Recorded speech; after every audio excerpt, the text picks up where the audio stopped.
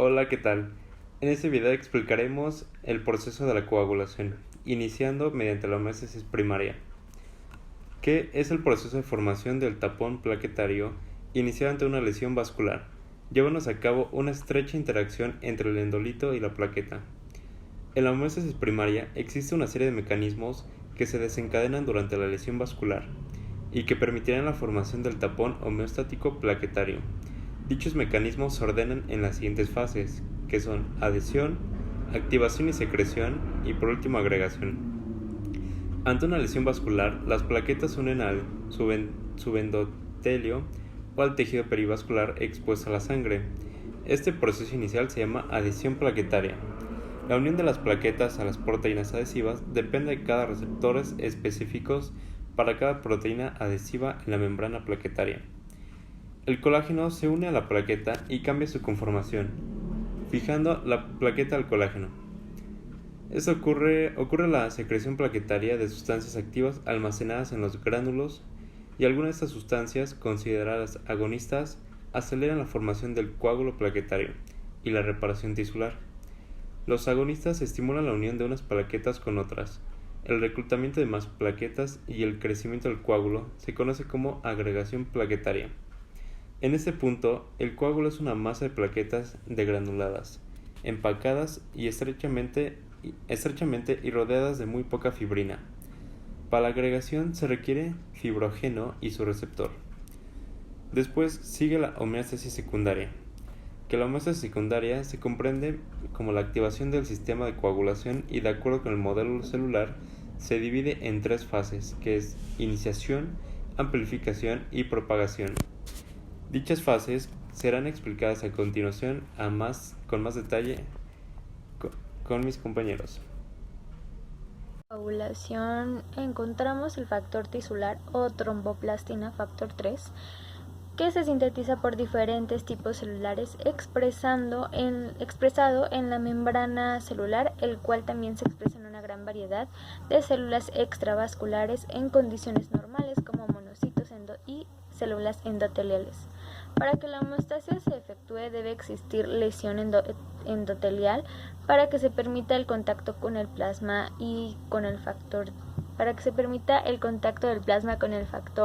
tisular.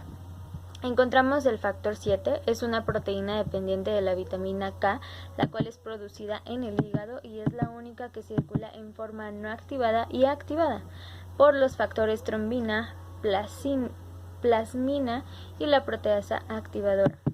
El factor 9 juega un papel importante en la activación del factor 7, ya que las personas con hemofilia B tienen bajos niveles en dicho factor. Este mismo factor 7 en el plasma se une estrechamente al factor tisular, activando rápidamente proteasas procoagulantes y anticoagulantes.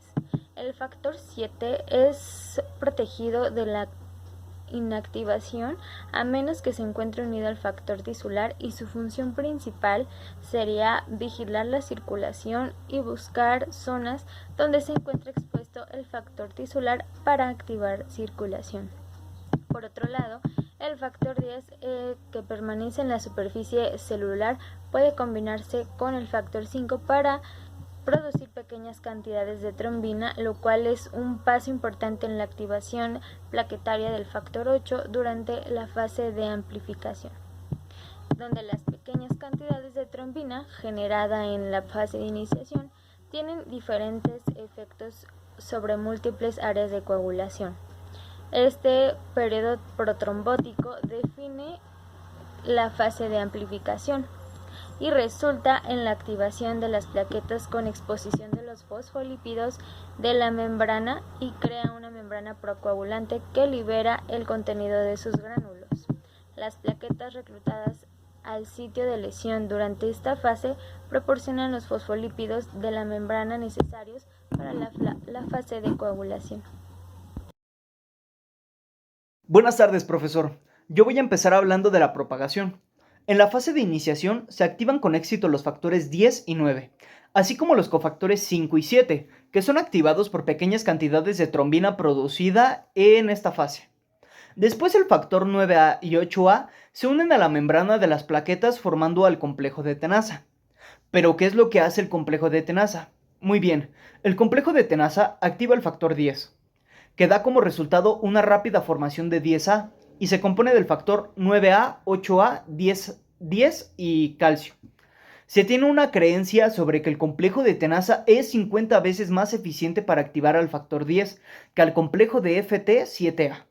El factor 10A inicia el ensamble del complejo de protrombinasa, el cual es constituido por el factor 5A, 10A y calcio. Este complejo transforma la protrombina a trombina, con lo que da como resultado una explosión de trombina, y también con la subsecuente formación del coágulo. Como último punto de este tema, la fase de propagación se encuentra severamente disminuida, lo que lleva a una mala formación de coágulo y son incapaces de realizar una hemostasia adecuada. Como siguiente tema, hablaremos de la fibrinólisis y anticoagulación. La fibrina juega un papel súper importante en la hemostasia, ya que es derivada de un producto primario de la cascada de coagulación y como substrato último en la fibrinólisis. La eficiencia de la fibrinólisis es altamente influenciada por la estructura del coágulo, las isoformas del fibrinógeno, los polimorfismos y el grado de generación de trombina y el ambiente bioquímico en el que se desarrollan. El estado fisiológico normal corresponde a una tendencia en donde los mecanismos inhibitorios prevengan el inicio patológico de la propagación exagerada de la coagulación. Eso hace que se limite el fenómeno en la región vascular dañada. El primero bloquea la iniciación a través de un polipéptido de cadena único producido por el endotelio sano, que toma el nombre de inhibidor de la vía del factor tisular o TFPI, que tiene como función bloquear las consecuencias de la unión entre el factor 7A y el factor tisular. Otros mecanismos inhibitorios son capaces de bloquear la coagulación una vez iniciada, como la antitrombina, que fisiológicamente es activada por un glicosaminoglicano de origen endotelial y farmacológicamente por la heparina. La antitrombina actúa inhibiendo todos los factores de coagulación con acción de serimproteasas. La agregación plaquetaria también es constantemente inhibida por productos secretados por el endotelio sano, como óxido nítrico, prostaciclina, la cual ejerce la función contraria al tromboxano A2 y al ectoADPasa, que degrada al ADP circulante. El fibrinógeno es una proteína soluble de 340 kDa, el cual se encuentra circulando en la sangre total a consecuencias de 2 a 4 miligramos. Consiste en 2 sets de 3 cadenas de disulfido unidos a polipéptido, que son sintetizadas por 3 genes separados en el cromosoma 4.